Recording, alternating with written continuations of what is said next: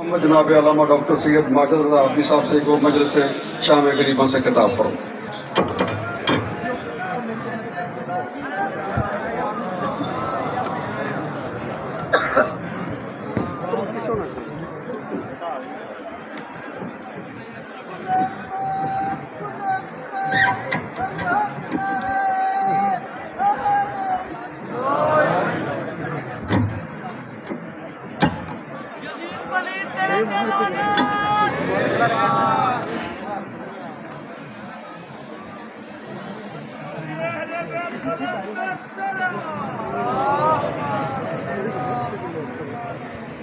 بسم اللہ الرحمن الرحیم وبشر الصابرین الذین اذا اصابتهم مصیبۃ قالوا انا للہ وانا الیہ راجعون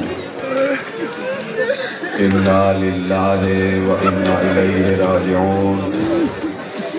ڈھل گیا عاشور کا سورج، آ گئی شام غریباں، اجڑے ہوئے قافلے کی شام، زینب کے قافلے کے لٹ جانے کی شام۔ حسین نے 72 قربانیاں پیش کر دی، رب کی بارگاہ میں ایک ایک قربانی کو حسین نے پیش کیا، اور آخر میں خود حسین قربان ہونے چلے گئے۔ اسی حسین کی قربانی کی یادگار بنانے بیٹھے ہوئے ہو۔ حسین کو جیسے شہید کیا گیا ویسے کوئی شہید نہ ہوا، ویسے کائنات میں کسی کو نہ مارا گیا جیسے حسین کو مارا گیا۔ ایسا معلوم ہو رہا تھا کہ جیسے نبی کا نواسا ہے ہی نہیں، جیسے فاطمہ زہرا کا پیارا ہے ہی نہیں۔ ہر ہتھیار سے حسین کو مارا گیا، ہر ہتھیار سے حسین کو اذیت دی گئی۔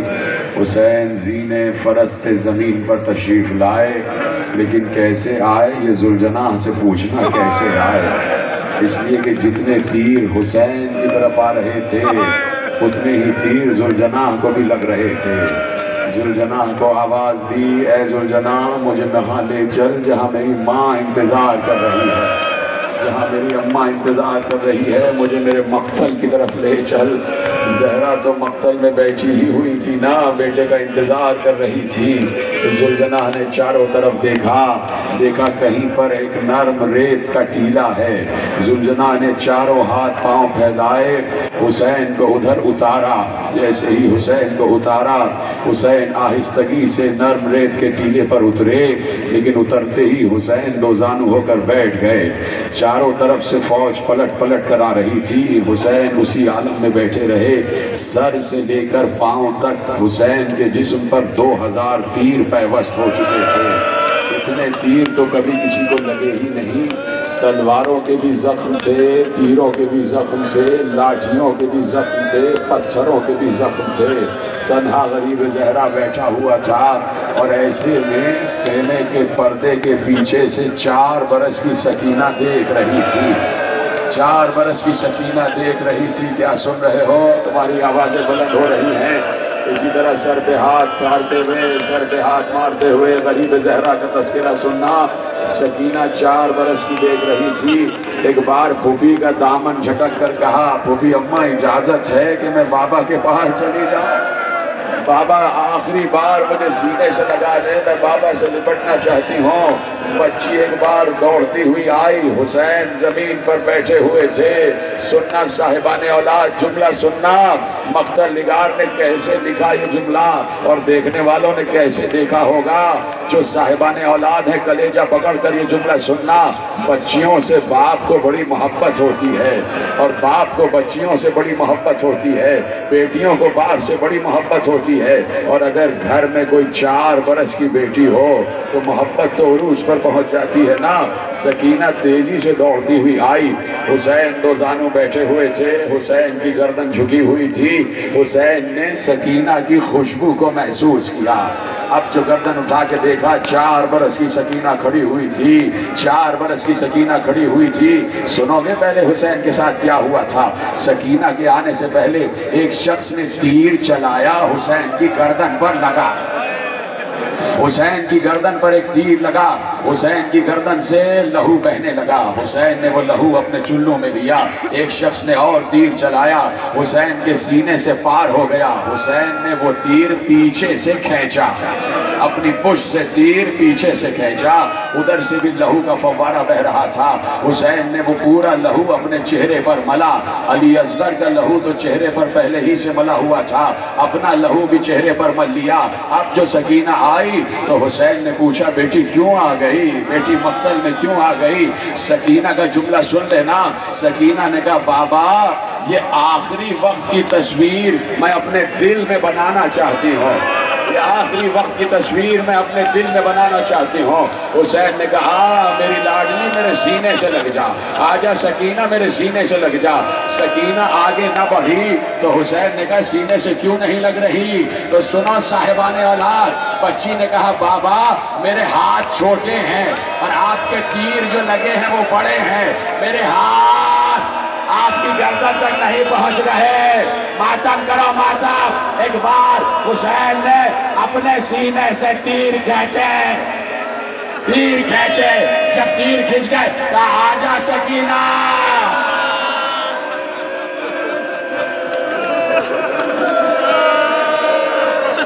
آجا سکینہ آجا۔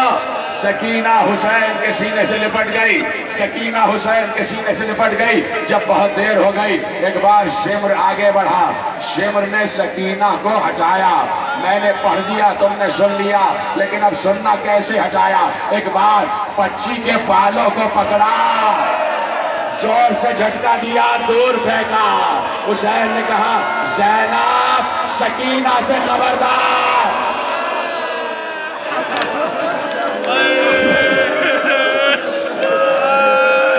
یہ کیوں نہیں رو رہی ہے سامنے؟ مطلب کیوں نہیں کر رہے تو؟ اس کا ذکر سننے بیٹھے ہو، اتنے نہیں تھکے ہو جتنا حسین تھکا ہوا ہے۔ اس وقت حسین کا سر نو کے سینہ پر آ چکا ہے، لیکن دو جملے سن لینا، زینب سکینہ سے ہوشیار، سکینہ سے خبردار۔ سکینہ کو لے گئی خیمے میں، ایسے میں کربلا میں آندھیاں چلنا شروع ہوئی، فرات کا پانی نیزہ اچھلا، سورج کو کہن لگا، باہر شادیانے بجنے لگے۔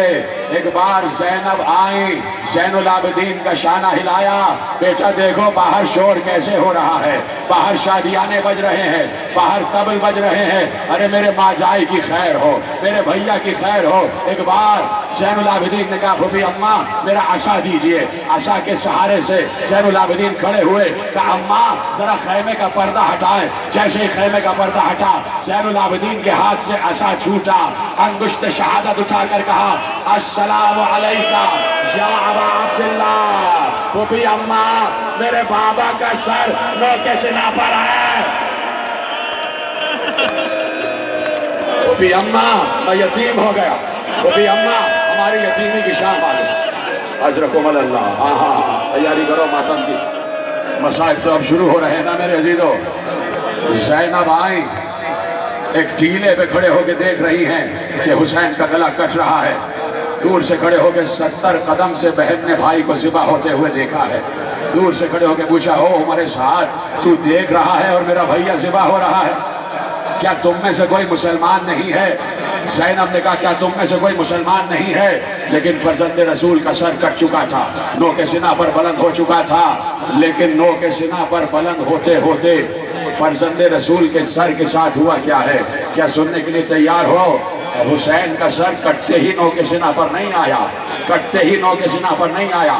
حمید بن مسلم کہتا ہے کہ حسین کا سر کٹا، کٹنے کے بعد میں نے گرد اڑتی ہوئی محسوس کی، میں نے گرد اڑتی ہوئی، ماتم کرو ماتم، میں نے گرد اڑتی ہوئی محسوس کی۔ اب جو میں قریب گیا تو میں نے دیکھا کہ شمر بار بار سر کو زمین پر پٹک رہا ہے، پھر اٹھاتا ہے، پھر پٹکتا ہے، اس سے گرد اڑ رہی ہے اور چاروں طرف کسی بی بی کی آواز آ رہی ہے، ارے میں نے چکیاں پیش کر پالا ہے، میں نے بڑی مشقت سے پالا ہے، نہ مارو۔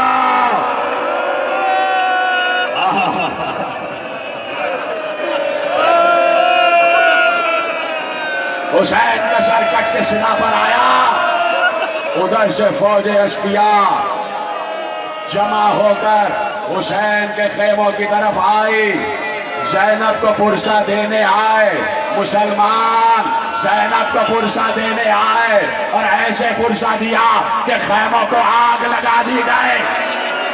شام غریبہ ہے، شام غریبہ، خیموں کو آگ لگائی گئی. ایک خیمے کو آگ، دوسرے خیمے کو آگ. ایک بار زینب تڑپ کے آتی ہے، زین العابدین سے پوچھتی ہے، اے بیٹا تم امام وقت بتاؤ کیا کرے، چل کر مر جائے یا باہر نکلیں؟ کہو بھی اماں جان بچانا واجب ہے.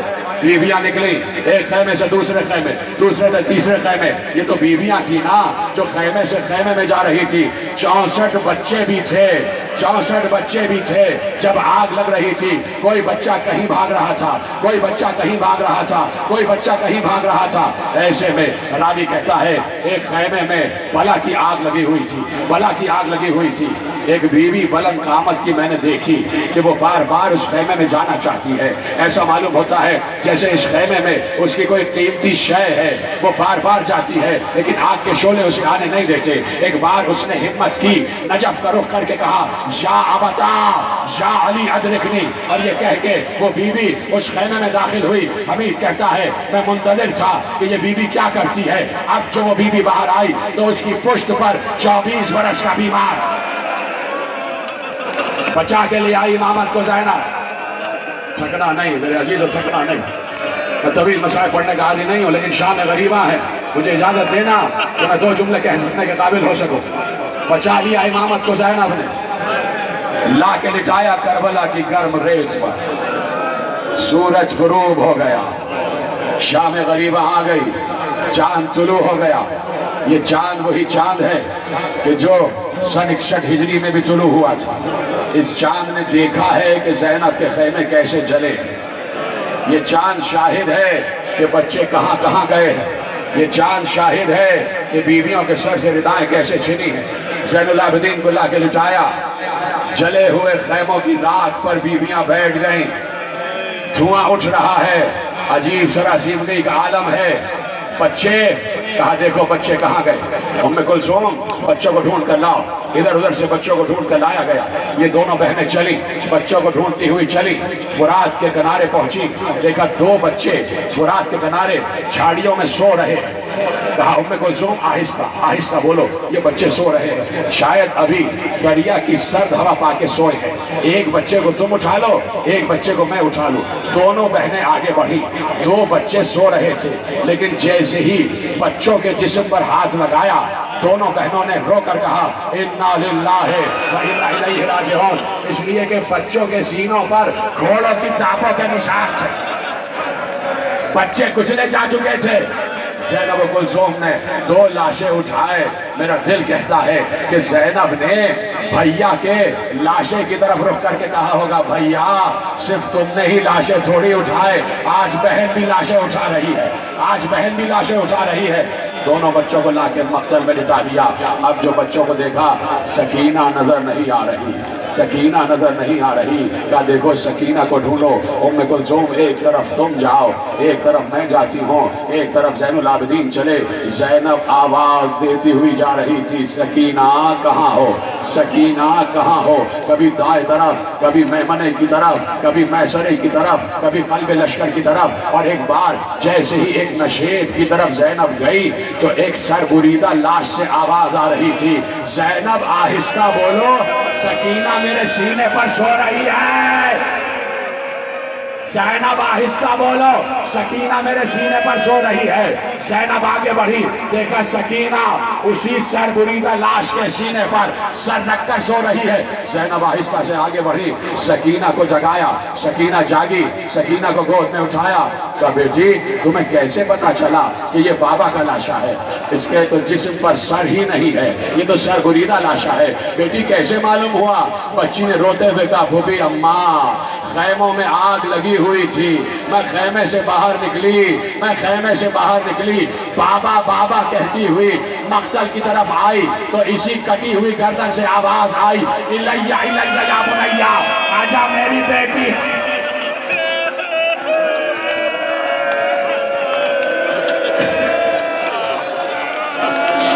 آجا میری بیٹی آجا. سکینہ کو لے کر آ گئی، بچوں کو لٹا دیا. सर्द हवा, हल्की हल्की हवा चल रही थी, थोड़ी सी ठंडी हवा चल रही थी। बच्चे सर्द हवा पाके अपनी माओ की आगोश में सर रख के सरासीमा खौफ के आलम में लेटे हुए हैं। ऐसे में ज़ैनब ने देखा कि दूर से कोई सवार आ रहा है। क्या अब भी पढ़ने के लिए कुछ रह गया है? दूर से कोई सवार आ रहा है। ज़ैनब खड़ी हो गई, चोबे खैमा को हाथ में लिया, जले हुए लकड़ी को हाथ में लिया, आगे बढ़ी और दूर से उस सवार से कहा, ओ सवार, अगर कुछ लूटना बाकी रह गया हो तो सुबह आके लूट लेना। हमारे बच्चे अभी आराम करके सो रहे हैं, अगर कुछ लूटना हो तो सुबह आके लूटना। ज़ैनब कह रही है रुक जा, वो सवार ना रुका, आगे बढ़ता गया। बार बार ज़ैनब कह रही थी कि रुक जाओ रुक जाओ, वो सवार ना रुका। एक बार ज़ैनब ने जलाल के आलम में कहा, अली की बेटी कह रही है तो सुनता नहीं है, अब्बास की बहन कह रही है तो सुनता नहीं है, अली की बेटी कह रही है तो सुनता नहीं है। एक बार सवार आगे बढ़ा, सवार जैसे ही आगे बढ़ा, आगे बढ़ के ज़ैनब से मुखातिब होके कहा, जरा दोबारा कहना किसकी बेटी कह रही है, जरा फिर कहना किसकी बेटी कह रही है। एक बार ज़ैनब ने आवाज पहचानी, अरे सवार ने चेहरे से नकाब हटाई, कहा ज़ैनब बाबा को न पहचाना, अरे बाबा को न पहचाना, अली आ गया। एक बार ज़ैनब ने अली के कदमों को पकड़ कर कहा, बाबा भैया का सर कट गया, हमारे खैमे जल गए, मातम करो मातम। आखिरी जुमला पढ़ने जा रहा हूँ, मेरी माए बहनें सुनो, शाम गरीबा के मसाइब सुनो। का अली चिल्लाया करेगा, अली चिल्लाया करेगा। ज़ैनब ने एक एक बीवी को दिलासा दिया, दीदियों परेशान ना होना, अब्बास की बहन ज़ैनब है, उम्मे कुलसूम डरना नहीं, अब्बास की बहन ज़ैनब है। चोबे खैमा को पकड़े हुए ज़ैनब पहरा दे रही थी। शाम ढलती जा रही थी, रात आती जा रही थी, कुछ मिशलें जलने की रोशनी नजर आई, कुछ मिशलें करीब आ रही थी। ज़ैनब ने देखा कि कुछ लोग हैं जो पानी लेकर आ रहे हैं, कुछ लोग हैं जो पानी लेकर आ रहे हैं, कुछ लोग हैं जो पानी लेकर आ रहे हैं। पानी आया तो ज़ैनब ने कहा, बच्चों आओ, पानी आ गया, हमें तो प्यास नहीं है, इसलिए कि भैया प्यासा चला गया, अब्बास प्यासा चला गया, अली अकबर प्यासा चला गया, कासिम प्यासा चला गया, और मोहम्मद प्यासे चले गए, अंसारा ने हुसैन प्यासे चले गए, अली असगर प्यासा चला गया। बच्चों आओ, पानी आ गया है, बच्चों आओ, पानी आ गया है। एक बार सकीना आगे बढ़ के कहती है, बूबी अम्मा क्या चचा अब्बास आ गए, क्या चचा अब्बास आ गए? कहा नहीं चचा अब्बास तो नहीं आए, लेकिन पानी आ गया है।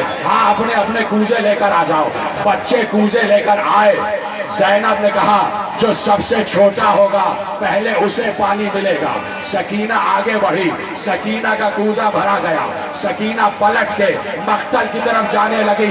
आखिरी जुमला तकरीर का, ज़ैनब ने कहा, सकीना कहाँ जा रही हो? क्या फूफी अम्मा आप ही ने तो कहा था जो सबसे छोटा होगा। अरे मेरा भैया अली असगर प्यासा है, मैं भैया को